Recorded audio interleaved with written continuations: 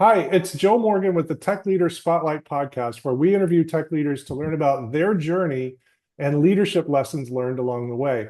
This show is brought to you by the Tech Professional No Regret Money Plan, where we help tech professionals who know they're doing well financially, but aren't certain if it's enough. And they also know that they want to achieve more with the finances that they have.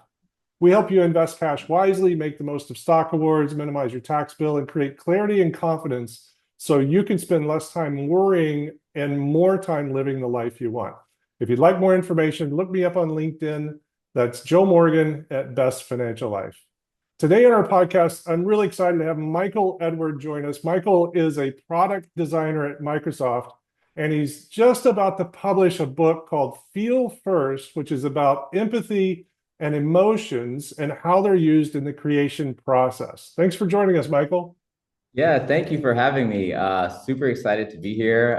Thank you for the warm introduction. Yes, Phil First is a book that I've been writing. I started it when I was in grad school at the Savannah College of Art and Design, and I started to notice how much creatives feel, and how if somebody doesn't like our idea, how we'll start to cry, or somebody doesn't like an experience, we want to write a review. And so I said, there's something really special about the emotions that are put into products and how they're made. And then also there's something special about the experiences that we create for people. And all of us, we create an experience, whether tangible or intangible, every day. And so this book kind of walks you through those thoughts, those theories, and those processes, and the hope for people to possibly create better experiences and solve some of the wicked problems that we have in the world right now.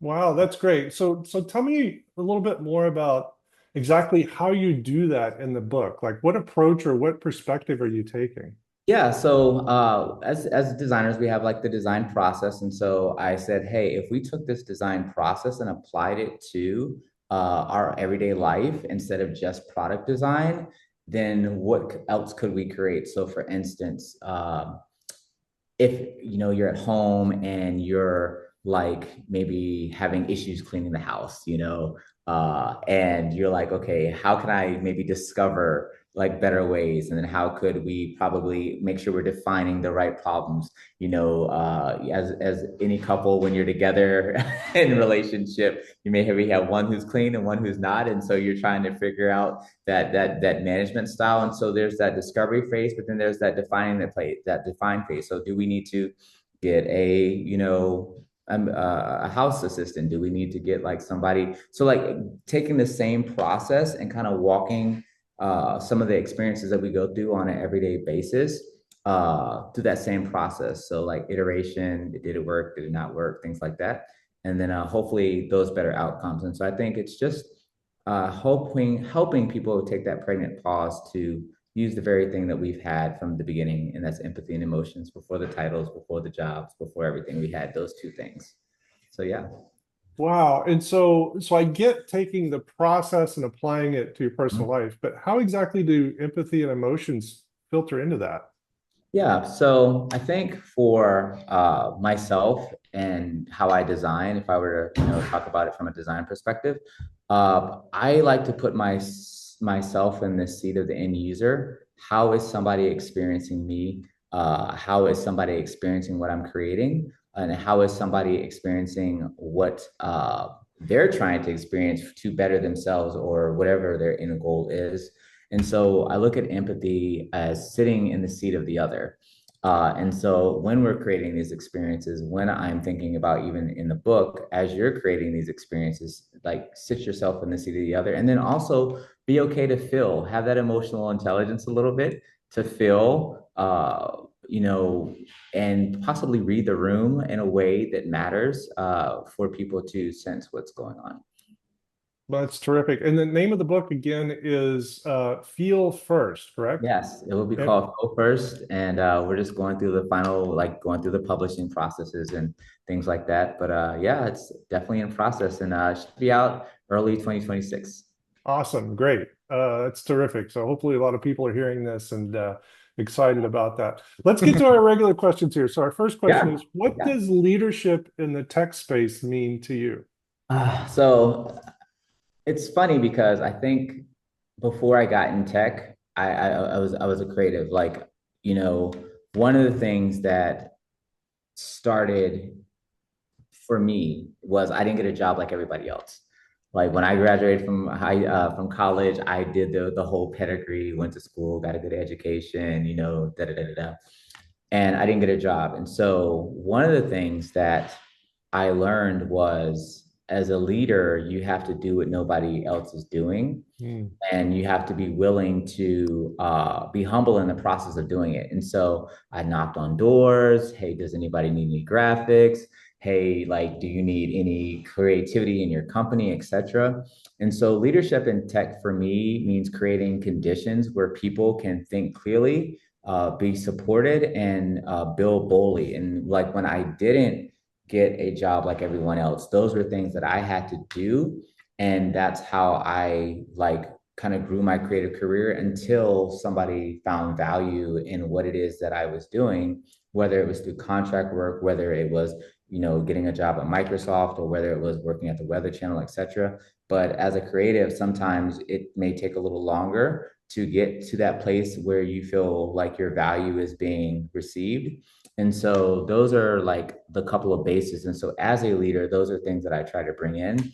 Another thing that I think I really try to thrive in is understanding environments. So I want to, as a leader, reduce noise amongst the noise, ultimately to be able to help elevate purpose and give teams confidence in that whatever experience we're doing.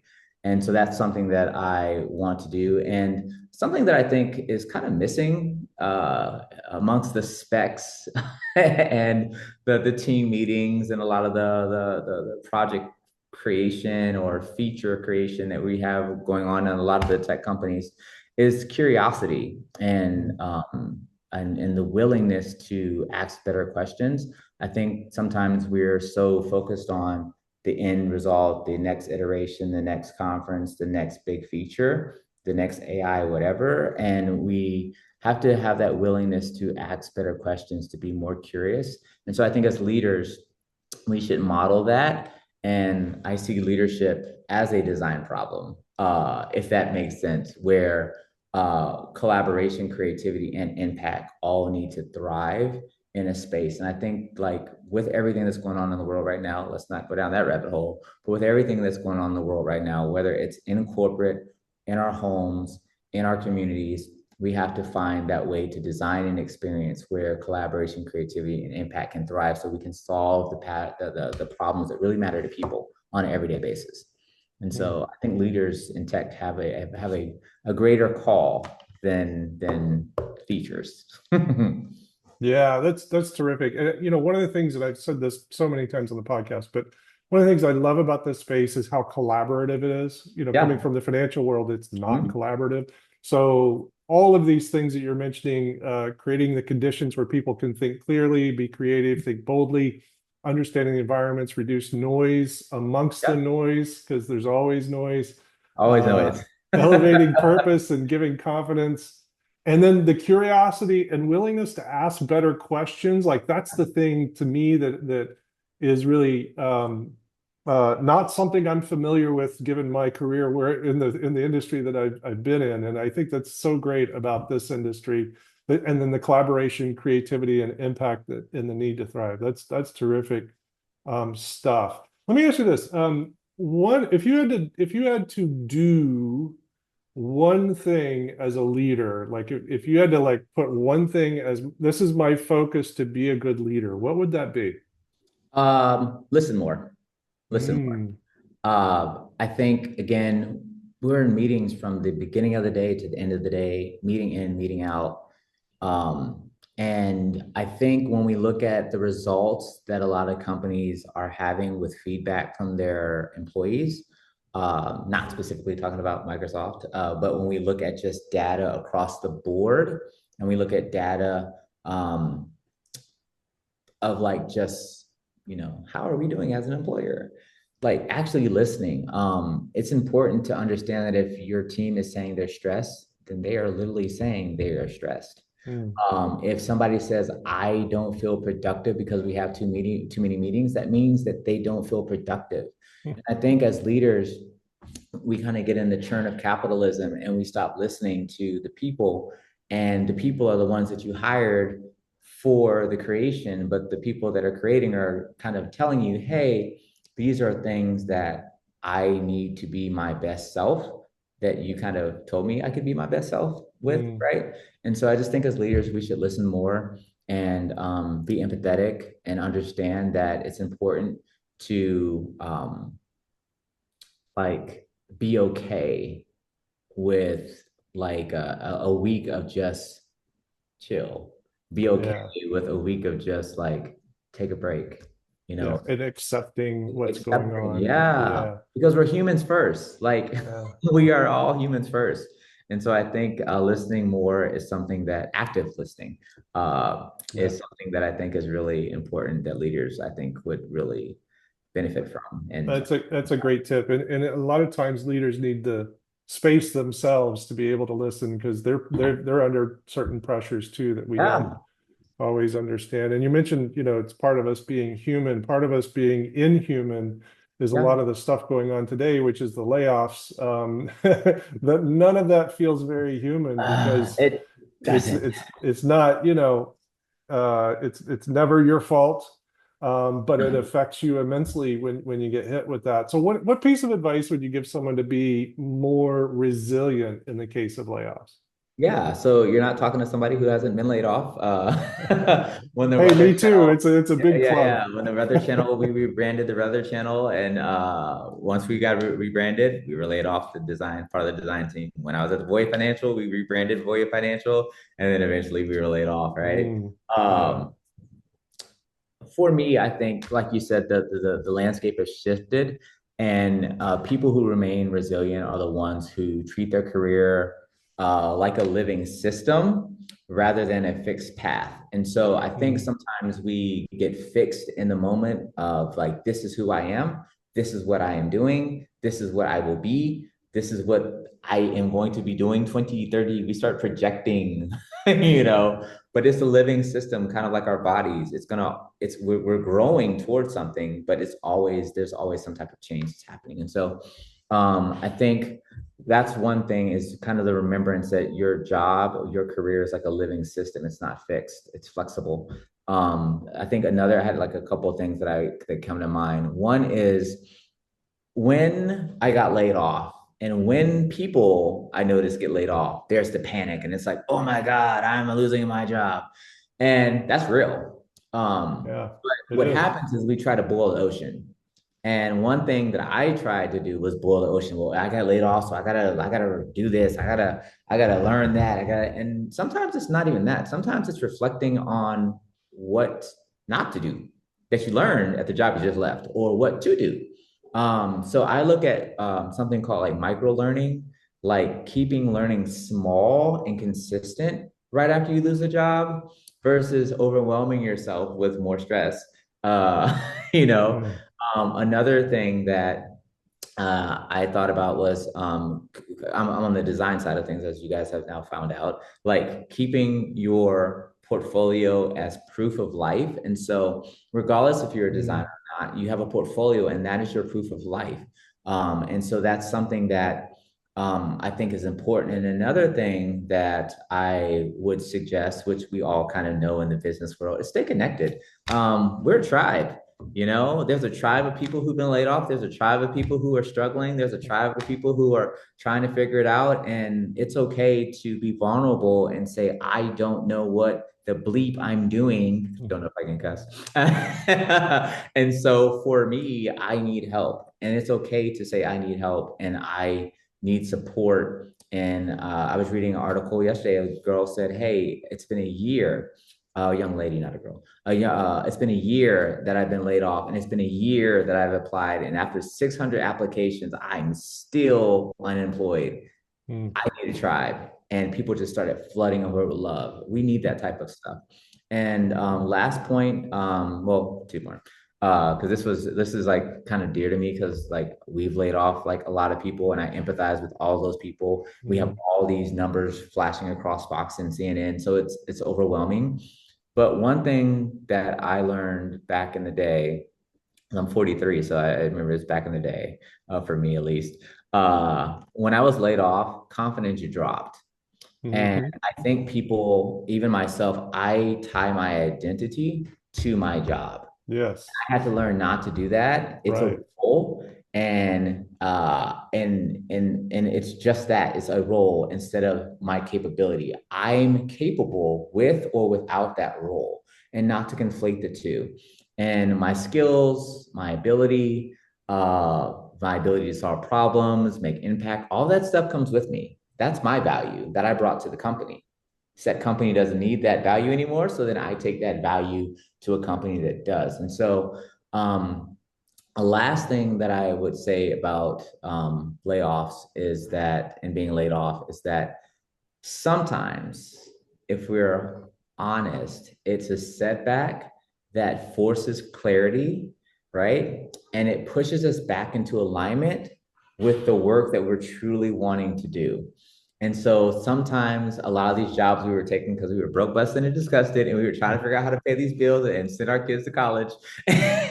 And our passions and our purposes that we thought about when we were kids diminished. They went away. Mhm. And so just kind of reminding us that sometimes alignment is important. And when you're laid off, I think it's time to kind of have that greater alignment with self and with purpose. And so just kind of looking at it less like a loss and more like a win is something that I have like really had to try to do when I was getting laid off. And I don't know. It's an interesting world. I wake up every day like maybe I'll have a job, maybe I won't. That's kind of how I Yeah, look. but you know you'll have a job at some point, and because you're retaining that confidence, you're not putting your identity into the company you work for, or the Yeah, role, or even the job that you have. And all of these things that you're saying ring really true for me because I've been through a layoff as well. yeah, And the one thing that I really love, and I've got to really think about this, is to treat your career like a living system rather yeah. than a fixed path. Because I don't know anybody, I'm 56 years old. I don't know anybody in their 50s or probably their 40s who is Mhm. working a job that they expected to be in when they were in their 20s, right? I mean, it's Yeah. just everything changes. And Yeah, and it's kind of interesting because Gen Z and like the greater older side of Gen Alpha, I feel like they just kind of know like quit, go. They just like how our parents were always quitting and going, so we just are conditioned to quit and go. And so the gig economy is, I guess, what we called it back in the 2000s, early 2000s. But it's a thing, and it's sad, and but it's also opportunity to be very happy because so many people when I look at like them being laid off and then I hop on LinkedIn and I see some of the things that they're creating and it's like that was in you, this was yeah, you, what? And so yeah. that makes me smile, that gives me hope. Yeah, yeah, that's great. That also makes me think maybe we don't have the right management training that we should to get the. uh, Yeah, that's a whole different topic. We'll talk about that there's a another. lot of managers who've aborted their wealth for their company's growth because they didn't recognize the unicorn amongst them. Exactly. So That's exactly right. So I'll let's take go to our next we'll take question. a What sip to that. what's the most important financial decision you've made in your tech career? Whether it's about compensation, equity, personal spending, planning for the future, whatever it is, what's the most important financial decision that you made? So for me, I'll talk about personal spending because I know me. And for all my spenders out there, hello, this is for you. So I took a Dave Ramsey course, and it talked about the nerd and the free spirits, right? And I recognize I am a free spirit. But one thing that I learned, and I know it's going to sound really cheeky or whatever, but it actually helps guide me. Um, I look at my finances like my ribs. My ribs expand and they contract. And I think sometimes we forget that money, markets, in situations, your jobs expand and contract, downsize, or not, or, we don't look at our money like something simple as our ribs. And when I look at that, I learn that when I pay attention to the market, that I make decisions, right? So if I'm living in a 20, so let's say for instance, a $3,600 apartment, because we're in tech and we got it like that, right? And I'm Yeah. spending that money and I hear about a recession coming. Should I downsize or should I just try to bulldoze my way through and just figure it out, not understanding with layoffs, right? Or should I contract and just get a apartment on maybe the second floor and Mhm. not like, see what I'm saying? And so I think Yeah. that was one thing that I learned. And so then, like, I guess everything else that I say from here is going to kind of match that. And so I think understanding that compensation is only a part of wealth in tech and not like tech. I think sometimes like it's like, oh, I make $100,000 because I'm in tech, but it's just a part of tech, Mhm. And we look at companies that flop and we look at companies that go under.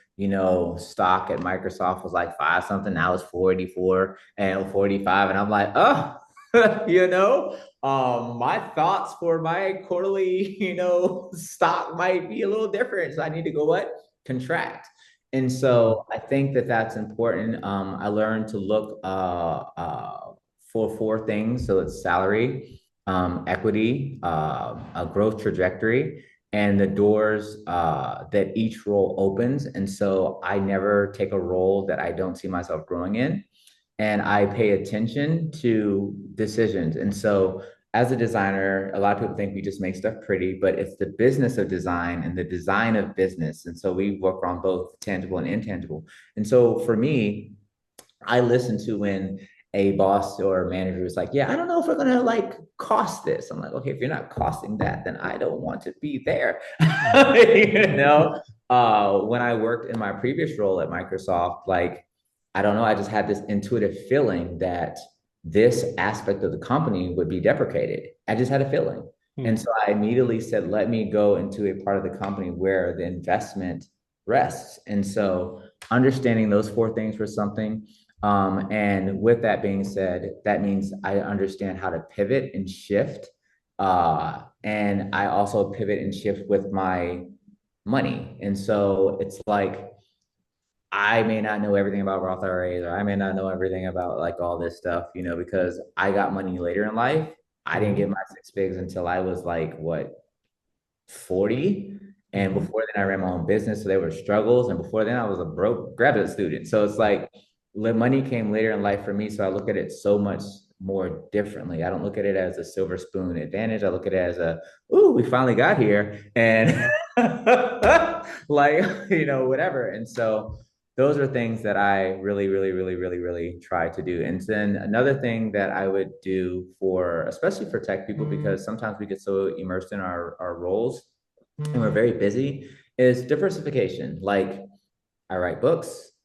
That hopefully is going to be a stream. Talking more. Hey, podcast. Don't want a podcast, right? I work at Microsoft. I'm a part-time college professor. I teach design part-time. So at any moment, if something happens, I at least know that there's another flow. And so I don't look at my job as my end all be all, right? But I give them the energy like they are, if that makes sense. And then again, tech is unpredictable. And so when we diversify our skill sets and our income with them from a stream perspective, then we're not at the mercy of the market, right? And you can stand in your own value with a lot more confidence. And I think that's back to the other question about confidence. When we put all of our trust in the job as a source versus a resource, your job is a resource to you, not the source. And when Mhm. we put our confidence in our jobs as the source, when the source is gone, then all our confidence is gone. And so when we understand that our jobs are just a resource versus the source, then we can maintain our value. And so that's something that's how I think when it comes to money, man. And I know that's probably like the most interesting expression about finances, but Yeah, that's how I think about finances, man. Yeah, no, it sounds like you have a great appreciation for where you're at and where Yeah, you've been, and you've also understand the idea. I love the analogy of your ribs expanding and contracting because yeah, most people, and when I say most, I mean probably 90+% of people feel like once their spending gets to a certain level, if it ever goes down, then I'm total failure. And that's just exactly. not the case because we Nah, live in a world where, things are good. Like, if you're working in tech and yeah. you're living the life of tech and you're spending the money you're making at any sort of level, you have a good life and you can tone it down a little if you really need to or if you really want to. But it's hard for people to realize that. I mean, Yeah. overly hard. So I'm so glad you're in that place. Yeah, it's really it's really interesting. I think with AI doing what AI is doing and the trajectory of like where AI is going, I think humans, like if we're going to talk about humans in general, like humans, we have to understand that a lot of the jobs that we have won't exist. Sure. So what does that look like? How can I contract as the world transitions? It's kind of like with like the horse and buggy and the automobile. People Yeah. who had horses back in the day, when the automobile came, they didn't expand. With the automobile, they contracted, and now they're broke, like with a horse that they don't know what to But do with. they didn't always have to be a horse and buggy person. They could evolve Exactly. into something else. And that's Yep. that's that's the positive sort of Exactly. attitude and the thing that you've got to realize. It's just that during that evolution, you might have to contract for a while to give Yep. yourself more runway. Yep. I love it. I love it. Oh Yeah. man, this is a great conversation. Great stuff. Well, we're actually towards the end. Is there anything else that you'd like to add?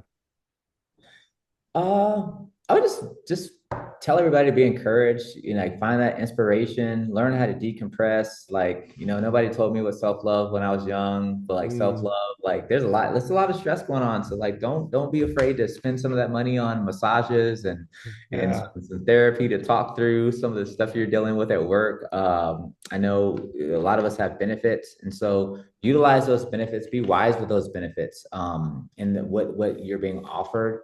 And then also, as Joe mentioned, like skill up. Like it's an important time in the world where we are all transitioning to understand what the new normal would look like.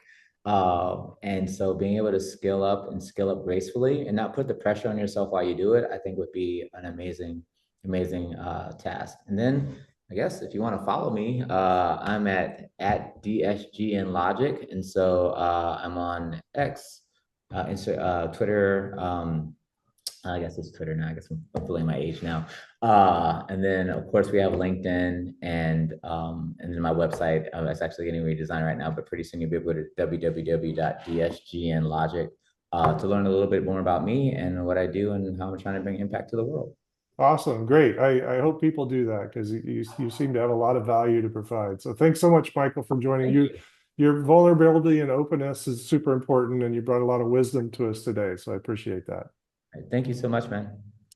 Just as a reminder, this is sponsored by the No Regret Money Plan, where tech leaders gain clarity and control of their finances so they can live out the rest of their lives with intention.